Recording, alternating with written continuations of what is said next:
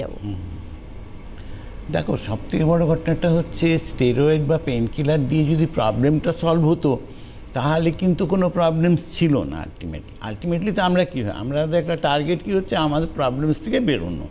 আমি হাঁটতে পারছি না, আমি হাঁটু ভাঁজ করতে পারছি না, আমার প্রবলেম হচ্ছে, আমি সেই সমস্যার থেকে বেরোতে চাই। সেখান থেকে মানুষ যেভাবে পারছে পেন কিলার, স্টেরয়েড, তারপরেও যখন হচ্ছে না তাতে তখন মানুষ ইঞ্জেকশন পর্যন্ত নিচ্ছে, যেটার ভ্যালিডিটি অ্যাজ পার ডক্টর যে 3 মাস থাকে। কিন্তু আজকে সেখানেও তো মানুষ নিস্তার পাচ্ছে না।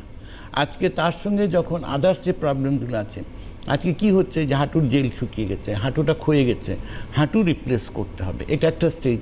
সেই স্টেজে গিয়েও যারা অপারেশন করেছেন তারা কতটা সুস্থ থাকতে পারছেন, হয়তো একটা করেছেন, আরেকটা পায়ে প্রবলেম চালু হয়েছে, তার সঙ্গে সার্ভাইকাল চালু হয়ে গেছে, তার সঙ্গে লাম্বার চালু হয়ে গেছে, অনেক প্রবলেমস মানুষের লাইফের মধ্যে ঘিরে গিয়ে এমন একটা পর্যায়ে মানুষ পৌঁছে যাচ্ছে যেখান থেকে মানুষের মুভমেন্টটাই ব্লকেট হয়ে যাচ্ছে।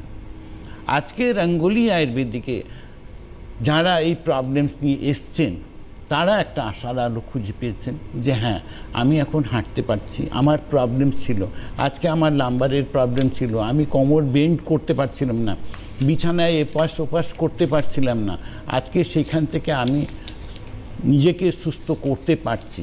সেটা রঙ্গোলি আয়ুর্বেদিক আজকে 100% আয়ুর্বেদিক প্রসেসের মধ্যে আছে। যারা ট্রিটমেন্ট করছেন প্রত্যেকেই দেখতে পাচ্ছেন হ্যাঁ, আমি ধীরে ধীরে করে ভালো হচ্ছি। বাই নাইট কোনো ম্যাজিক হয় না, এটা কিন্তু কনফার্ম আছে। 1 মাসের মধ্যে আপনি মোটামুটি 30 থেকে 40% পর্যন্ত ইমপ্রুভমেন্ট আপনার পাচ্ছেন, এটা কিন্তু কনফার্ম আছে। একদম। আমরা